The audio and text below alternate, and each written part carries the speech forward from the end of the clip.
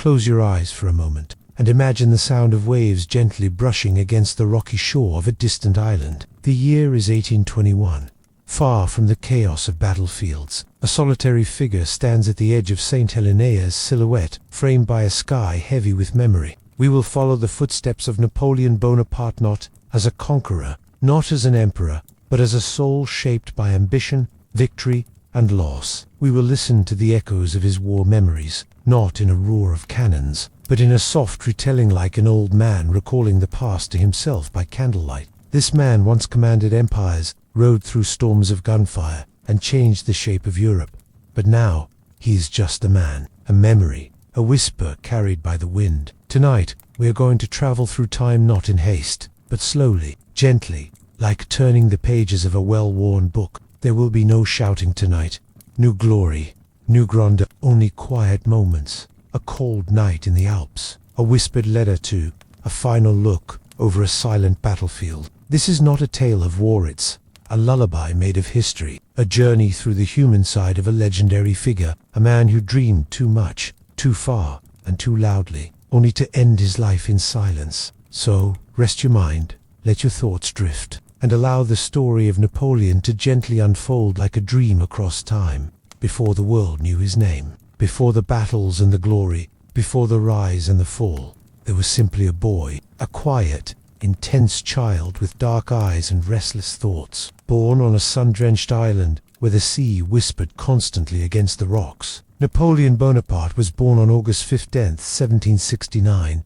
in Ayato, Corsican island caught between identities. Corsica had been sold to France just months earlier, and though the Bonapartes were technically French citizens, they were still deeply Corsican in culture, speech, and pride. His mother, strong and resilient, managed the home with quiet discipline, instilling in her children a sense of order, pride, and his father, a lawyer of modest success, sought favor with the new French rulers, hoping to secure a future for his sons in a world much larger than Corsica. The island was rugged and stubborn, and so was the boy it raised. The other boys came from noble families. Napoleon came from the edge of an island most of them had never heard of. He was an outsider in every room. He was sent away from home at the age of 9 to study in mainland France. He was known as quiet, intense, often brooding. He spoke little, but when he did, his words carried weight. He wrote essays and reflections that were far beyond his years, pondering the fate of nations and the meaning of power. His instructors noted his brilliance,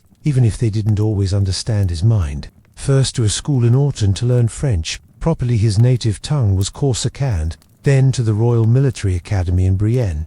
He was lonely. It was there that the loneliness began to shape him. He missed Corsica. He was accepted into the École Militaire in Paris, the prestigious military academy that trained France's future officers. He completed the 2-year course in just 1 year. Time, to him, was something to be conquered. Missed his family, missed the warm winds and the salt in the air. But he knew, even then, that he was being prepared for something. He began to see the world not as it was, but as it could be, if only one had the will to change it. He was the second of 8 children born to Carlo and Letizia. From a young age, Napoleon was different. He was not loud or playful like the other boys. He preferred solitude, choosing books over games, silence over small talk. He would sit under the shade of olive trees, nose buried in tales of Roman generals and ancient battles. His imagination wandered through time. He did not read history as something past but as something waiting for him. He dreamed early, and he dreamed big. But childhood was not easy. He was mocked for his accent,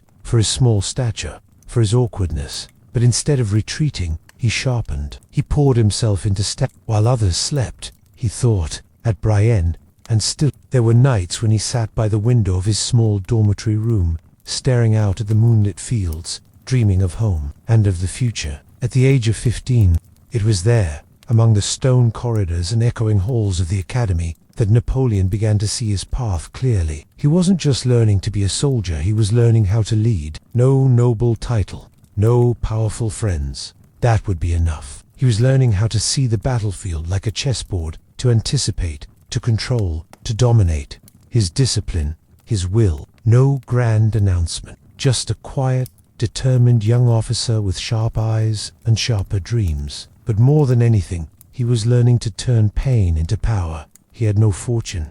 All he had was his mind. And for Napoleon, as he left the academy and stepped into the ranks of the French army, still barely a man, the world barely noticed. There was no parade, but something had already begun. History had already taken its first breath. And in the silence of those early years, in the pages of books, in the cold dormitories, in the long walks through unfamiliar streets, a legend had begun to form, not in glory, but in solitude.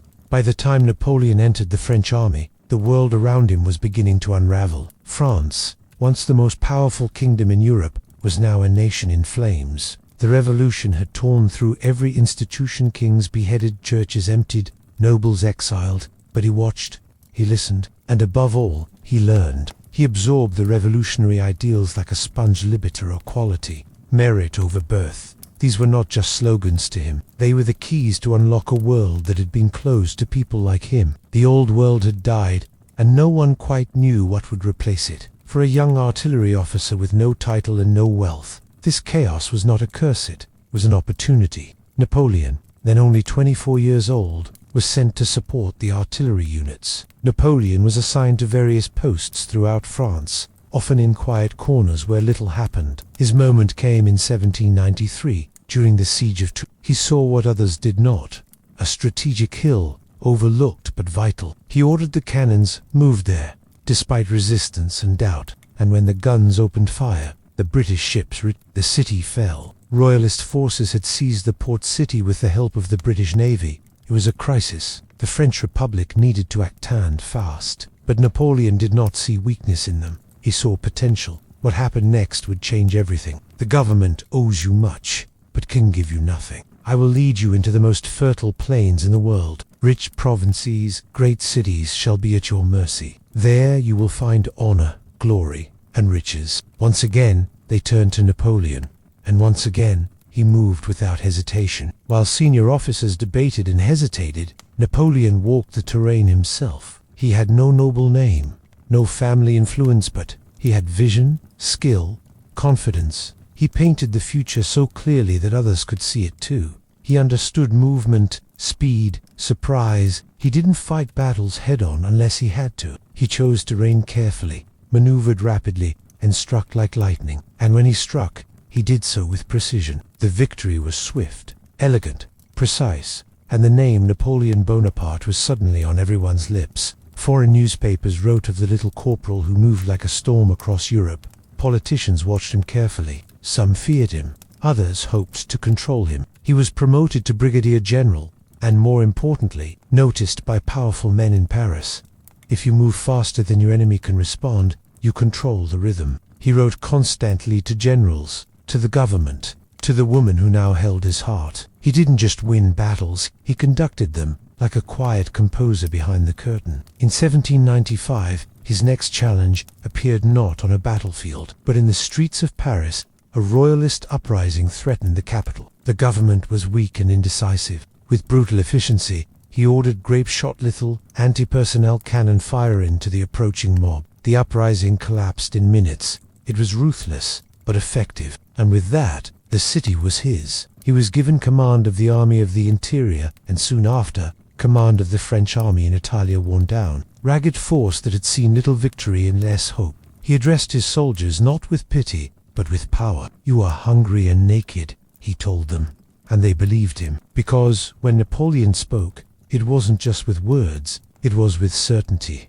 He trained with them, marched with them, ate what they ate. His soldiers began to love him not as a distant figure, but as a leader who walked beside them. By this time, Napoleon had developed a way of thinking that was unlike anyone else. More than anything, he believed in momentum. His fame began to spread beyond the army, beyond France. But Napoleon was not someone you could mold. Even at this early stage, he was writing his own script. In the quiet hours of the night, he would sit in his tent, surrounded by maps and letters. He was building something, slowly and deliberately. Not just an army, not even an empire, a legacy. And though the world didn't yet know it, the rise had only just begun. When Napoleon took command of the army of Italy in 1796, he inherited more than just a struggling military force. He inherited hopelessness. The soldiers were hungry, barefoot, their uniforms in tatters. Their morale had eroded. and most had stopped believing in victory. To the French government, the Italian front was an afterthought, but to Napoleon, it was a blank canvas. He didn't arrive with grandeur. He arrived quietly, with sharp eyes and a sharp mind. The officers looked at him skeptically. He was young, barely known, and some whispered that he had gotten the position through political favor. "But I will lead you into the richest plains in the world. There, you will find honor, glory, and the rewards your courage deserves." But that changed the moment he spoke. He didn't offer pity, he offered purpose. At night, after the sounds of musket fire had faded, he would retreat to his tent, take up a pen, and pour his heart onto paper. "You are faithless, cruel, and inconstant. It is my misfortune to adore you still. Soldiers," he told them, "you are ill-fed and almost naked. The government owes you nothing." The Austrians were forced to sue for peace, and France gained vast influence over Italy. Back in Paris, the public hailed him as a hero, a savior, a genius. In that moment, they didn't just see a general, they saw a path forward. He studied terrain like a painter studies light. He knew how to separate enemy forces, strike where they were weakest, and keep them always off balance. He began to see that victory on the battlefield was only one form of power. There were others: politics, symbols, empire. He was not just a general, he was a master of momentum. Years later, in exile, he would say that these days were his favorite, the days when everything was still rising, when the air smelled of wet canvas and gunpowder, when the maps were still being drawn, and the world, watching closely, began to realize this was not an ordinary man. This was something else. Napoleon moved far faster than his enemies expected. He marched through the mountain passes and descended into northern Italy like a sudden storm. His army was smaller, poorly supplied, and outnumbered, but his mind was sharper than any sword. His first major victory came at Montenotte, followed by a string of triumphs. Malissimo de Goulodia. Napoleon personally led the charge across a narrow bridge, through a hail of musket fire. His courage wasn't theatrical, it was magnetic. His men followed him not because they had to, but because they wanted to. But behind the bold movements and battlefield brilliance was a mind constantly working. With each victory, Italian cities opened their gates to him. Milan, Verona, Mantua. The people watched in awe as this young commander redefined the meaning of war. He didn't just defeat armies, he dismantled entire systems. He negotiated treaties, reorganized governments, sent treasures and tribute back to France. Yet, he wasn't only a warrior, he was also a lover. During these campaigns, his letters too were frequent, passionate, and filled with longing. "You do not write to me," he once complained. "You don't love me anymore." His words were feverish, raw. It was as though he could conquer nations, but not the heart of the woman he adored. By the time the campaign ended, Napoleon had not only revitalized his army, he had changed the balance of power in Europe. But the man behind the medals remained strangely restless. Success did not satisfy him, it stirred him. He was no longer just a general, he was a phenomenon. And yet, he never forgot the campaign in Italy. Italy was the proving ground, the place where the boy from Corsica became a name that would echo through time. The soldiers who once doubted him would follow him to the ends of the earth. So Mething. Unstoppable. By 1798, Napoleon Bonaparte had become more than a general. He was a force, a symbol, a rising legend. But the victories in Italy had not quieted his ambition. If anything, they had fed it. He longed for something more than power. He wanted permanence, something that would set him apart from every other military commander who had ever lived. And so, he looked east. Napoleon remained quiet during the voyage, often standing at the rail, eyes on the horizon, thoughts lost somewhere in a distant future. Egypt, he believed, was the key. Sand stretched endlessly. The air was thick with heat and ancient silence. The people watched them with suspicion. The land offered little comfort, and the sun spared no one. The Mamluk cavalry thundered across the fields fearless, chaotic, but Napoleon's forces, arranged in tight square formations, stood like stone. As the enemy charged, cannon fire roared, and the French lines held. It was a place of myth and memory, where the dust carried whispers of empires long buried beneath the sand. This was not just an invasion, it was an expedition. At the Battle of the Nile, Admiral Horatio Nelson destroyed the French fleet. Napoleon was stranded, his ships shattered, his supply lines cut. They uncovered ruins, coped hieroglyphs, and brought the wonders of Egypt to European eyes. He wandered ancient temples, stared at colossal statues, and sat quietly among ruins older than memory. Egypt stirred something in him, a reflection of greatness, yes, but also a reminder of decay. It was during this campaign that the Rosetta Stone was found, a key that would later unlock the language of the pharaohs. What had started as a triumph was slowly turning into isolation, a voyage into the past as much as into battle. But it was also strategic. Controlling Egypt meant threatening British trade with India. It meant influence. It meant a chance to outshine even Alexander the Great. The passion had faded, replaced by suspicion and jealousy. Others saw it as instinct. He knew the moment had come. The revolution was faltering,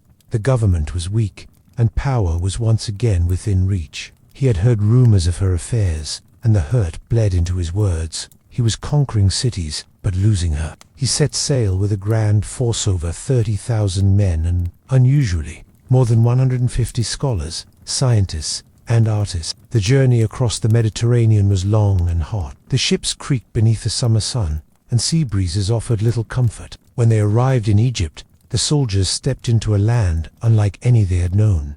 But still, Napoleon pressed forward. The first great battle came at the pyramids. He continued forward. Before the fight, Napoleon addressed his men with words that would live forever. The Egyptian disaster was hidden beneath tales of victory and discovery. He had turned even a faltering campaign into legend. Soldiers, from the heights of these pyramids, 40 centuries looked down upon you. The battle was won, and in that moment, history and ambitions seemed to meet. Egypt had not given him the empire he sought, but it had given him something else. But Egypt was no easy conquest. While he fought battles on the ground, the British struck from the sea. And yet, in the midst of struggle, something beautiful happened. The scholars who had accompanied the army began documenting everything: flora, fauna, architecture, ancient writings. In this strange land, Napoleon was not only a conqueror, he was a student of time. Empires rise, and they fall. At night, under foreign stars, he would write to. The letters were more distant now.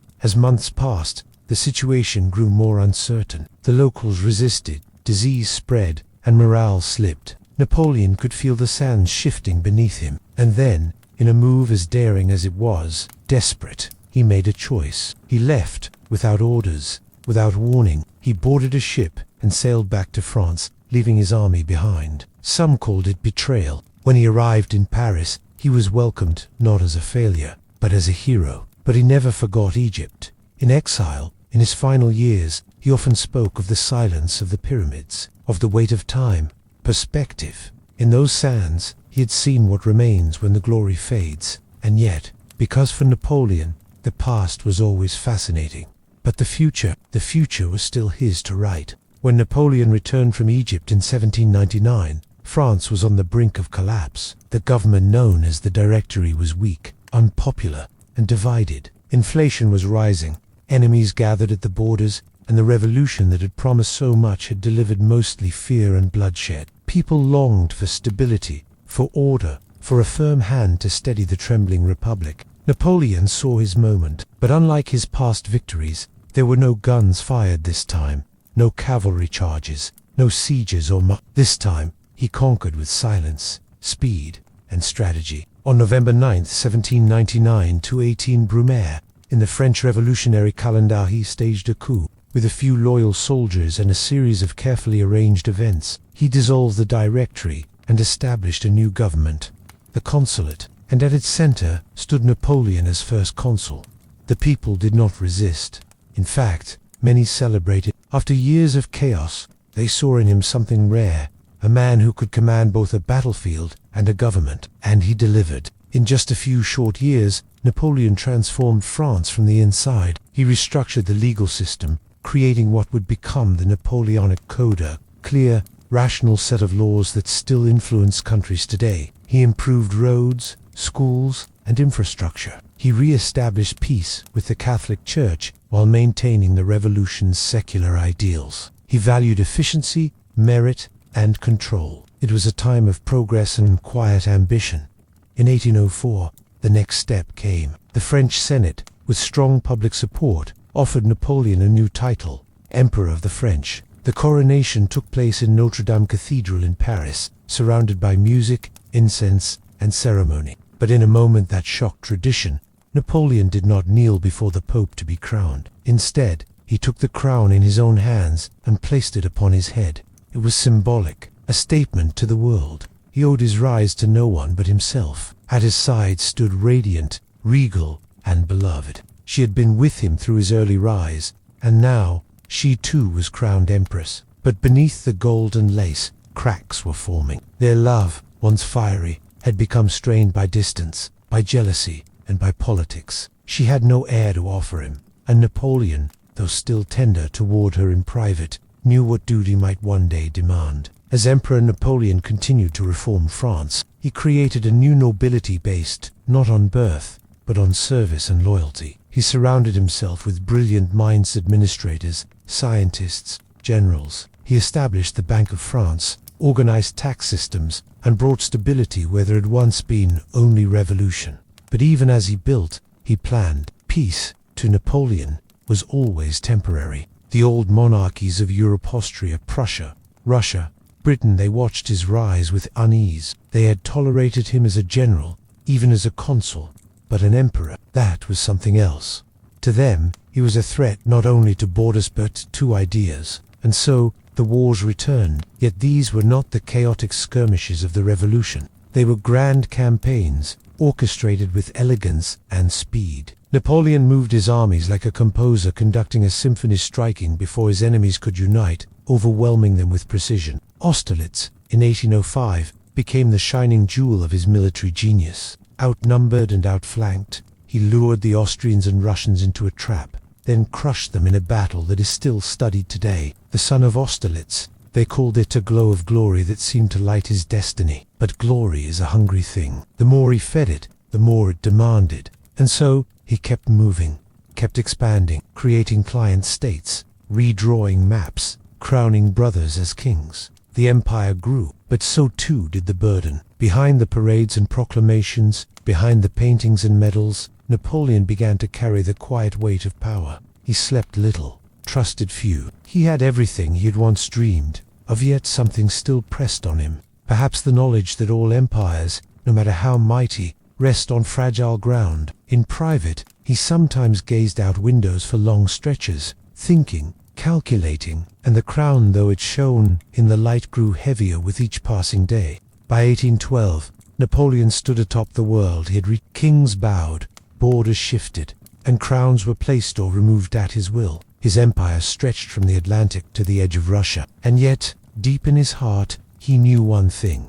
As long as Russia remained outside his grasp, the dream was incomplete. It wasn't just strategy, it was legacy. Tsar Alexander I had once been an ally, but alliances, in Napoleon's world, were often temporary. Tensions rose, trade collapsed, and pride swelled on both sides. And so, in June of 1812, Napoleon made a decision that would echo through the ages. He marched east with over 600,000 soldiers behind him. They called it the Grand, a force unlike any ever assembled. Infantry from France, Italy, Poland, Germany, all united under one man. They marched in endless columns, boots thudding through the dust of summer roads, banners catching the light of a sun that had no mercy. Napoleon believed the campaign would be swift, a few battles, a decisive blow, and then peace on his terms. But Russia had other plans. The Russians did not meet him in a grand confrontation. Instead, they withdrew, burning fields and villages as they the deeper Napoleon advanced, the further his supply lines stretched. His men marched through emptiness, parched earth, smoke in the air, and no victory in sight. Still, they pressed forward. In September, they reached the gates of Moscow. The journey had already drained them, discovered, weary, many already lost to disease and desertion. But now, they stood before the ancient heart of Russia, the city of the prize. Yet when they entered, Moscow was quiet. The people were gone. That night, fires lit the skyline. Russians had set their own capital ablaze. The flames leaped from rooftop to rooftop. The air turned thick with ash. Napoleon watched from the Kremlin, silent, as the city burned around him. He had taken Moscow boat. There was no one to surrender, no peace to sign, no war to end. And then the cold came. Winter in Russia does not announce itself with fanfare. It arrives in whispers. A sudden chill, a flake of snow, the ground hardening beneath your feet. By October, it was clear he could not stay. The retreat began. It started as an orderly withdrawal, but quickly the cold took hold. Temperatures dropped below freezing. Horses collapsed in the snow. Wagons broke. Boots wore thin. Hunger became the greatest enemy. Soldiers wrapped themselves in whatever cloth they could find, blankets, tattered flags, even pages from books. Many froze where they stood. Others stumbled forward in silence, eyes hollow, thinking only of survival. Napoleon tried to lead. He shared their suffering, walking among the men, trying to hold the line of morale. But there was little left to inspire. Entire divisions vanished. Wolves circled, crows followed. Crossing the Berezna River in November was a nightmare. Ice-choked water, shattered bridges, and Russian troops closing in. Thousands died in those freezing waters, some from enemy fire, many from the cold. It was no longer a retreat. It was a collapse. From over 600,000 soldiers, fewer than 100,000 limped back across the border into friendly territory. Of those, many were broken physically, emotionally, forever marked by what they had endured. And Napoleon, he returned silent, changed. He had seen the inside of failure. He had watched his dream freeze and crumble, piece by piece. Yet, even in that defeat, he remained composed. To his enemies, it was a moment of triumph. But to him, it was not the end. From the sublime to the ridiculous, he once said, is but a step. He understood now how thin the line was between legend and ruin. Still, he would rebuild, but the seeds of his fall had been planted. The myth of invincibility was broken. The nations that had feared him now found courage, and the man who had once crossed mountains with ease now carried the weight of every lost life, every shattered hope. The snow of Russia had taken more than his army. It had taken something from his soul. The Russian winter had ended more than a campaign. It had ended an illusion. Napoleon was still emperor, still proud, still determined, but something had shifted, quietly and deeply. Europe had watched the disaster unfold, and the spell he once cast of invincibility, of destiny, of genius began to break. The nations that had once knelt before him now rose, one by one. Austria, Prussia, Russia, Britain, old enemies, now joined hands, united by a single goal, to bring him down. But Napoleon was not a man who surrendered to shadows. In 1813, he rallied what forces remained, reformed his armies, and prepared for what would become his most desperate year. He called it his German campaign. Battles followed in quick succession. Lutzen, Bautzen. He still outmaneuvered his enemies, still forced victories through sheer speed and tactical brilliance, but the magic was wearing thin. The men were younger now, less trained. Many of his experienced officers had fallen in Russia. Supplies were scarce. The empire, once elegant and efficient, had begun to creak under its own weight. And then came Leipzig. The Battle of Leipzig, also called the Battle of Nations, was like no other. Over 600,000 soldiers clashed across rivers, forests, and fields in October of 1813. It was the largest battle in Europe before the 20th century. The ground shook for 3 days. Cannons roared. Muskets cracked like lightning. Napoleon fought bravely, but this time he was outnumbered, outmaneuvered, and outlasted. And with each step back, another part of the empire began to unravel. By early 1814, the war had reached France itself. Foreign troops crossed the borders. Towns surrendered, and for the first time, the people of France saw the enemy on their own soil. Napoleon launched a brilliant defensive campaign filled with short, sharp victories, where he struck like a ghost, always moving, always surprising, but it wasn't enough. The tide had turned for good. His marshals, his once loyal circle, now urged him to step down. Paris fell, and on April 6, 1814, Napoleon abdicated the throne. He asked only for one thing: a small island where he could live in peace. Elba. It was a quiet island off the coast of Italy. There, Napoleon was given a palace, a small guard, and a strange new life. New parades, new cannons, just silent sand memory. But peace did not suit him. He reorganized the island, improved its agriculture, and held meetings like a ruler with no kingdom. He walked the coastline alone, eyes on the horizon. Letters arrived from France, dailies of unrest, of a monarchy struggling to win back the hearts of the people. And then, just like that, he left. In February 1815, Napoleon escaped Elba. He landed in France with a few hundred men and marched north. No one stopped him. Soldiers sent to arrest him laid down their arms and joined him. Crowds gathered. The emperor was back. It became known as the 100 Days. The powers of Europe reacted swiftly. Armies were raised.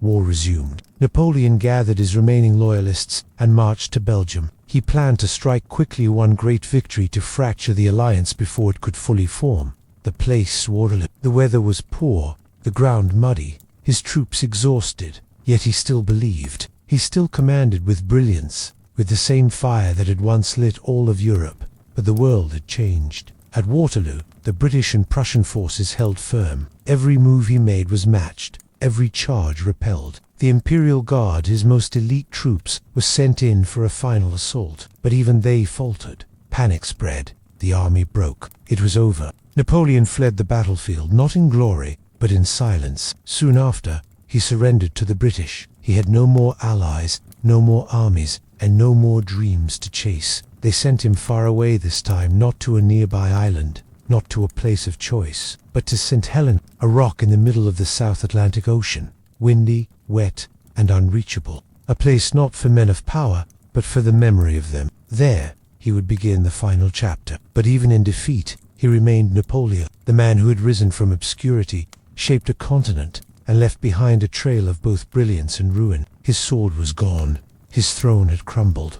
But his name still echoed far out in the Atlantic Ocean. Beyond the reaches of empire, glory, and war lies a small, wind-swept island named Saint Helena. Jagged cliffs rise from crashing waves. The air is thick with salt. The silence here is deep, so deep that even memory seems to echo off the stones. This is where Napoleon Bonaparte would spend the final years of his life. He arrived in October of 1815, not as a general, not as an emperor, but as a prisoner of history. Escorted by British guards, carried by storm-battered ships, he stepped ashore quietly, the sea wind tugging at his coat, his boots crunching against unfamiliar gravel. The island was remote, truly remote.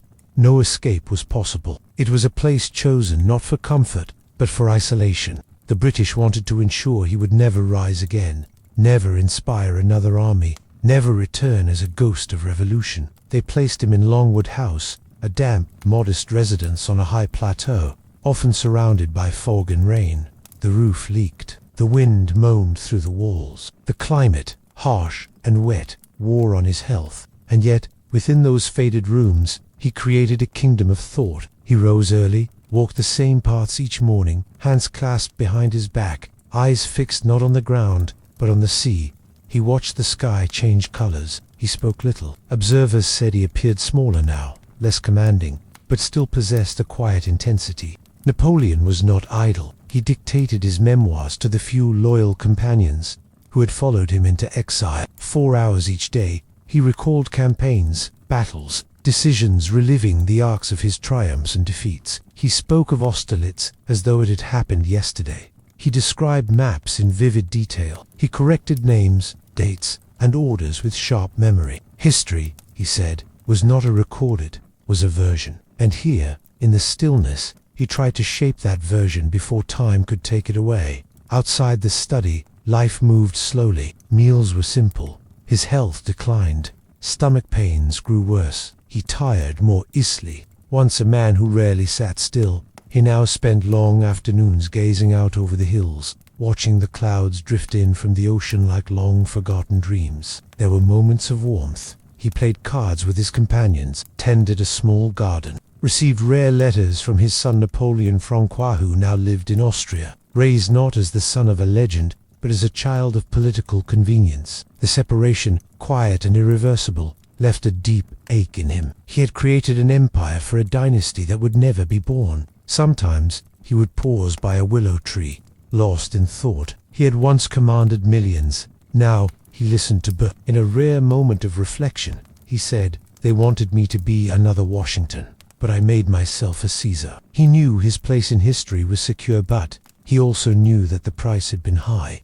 As the years passed, his body weakened. His steps grew slower. He no longer walked far. The damp air weighed on his lungs, and his pain grew sharper. The British doctor assigned to him grew concerned, but care was limited. He had become a prisoner not only of geography, but of time. On May 5, 1821, as a storm gathered outside, Napoleon fell into a deep sleep from which he would not awaken. At his bedside, a portrait of his son rested on the table. In his final hours, he spoke softly, drifting in and out of memory. His last word was France. He was buried in a simple grave in a quiet valley on the island, a place he had once called the Valley of the Willows. There was no name carved into the stone, only silence. Years later, his body was returned to Paris. His tomb now rests beneath the golden dome of Les Invalides, where visitors walk in reverent silence. But even there, he seems distant more myth than man. On Saint Helena, what remained of Napoleon was not his empire,